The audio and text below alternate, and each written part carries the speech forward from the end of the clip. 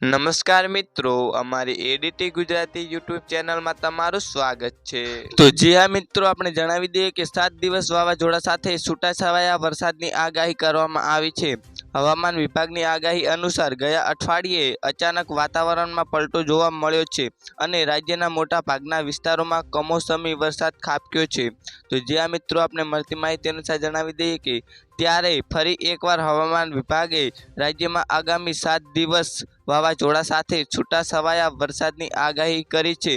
દક્ષિણ ગુજરાત અને સૌરાષ્ટ્રમાં છૂટાછવાયા વરસાદની સંભાવના વ્યક્ત કરવામાં આવી છે।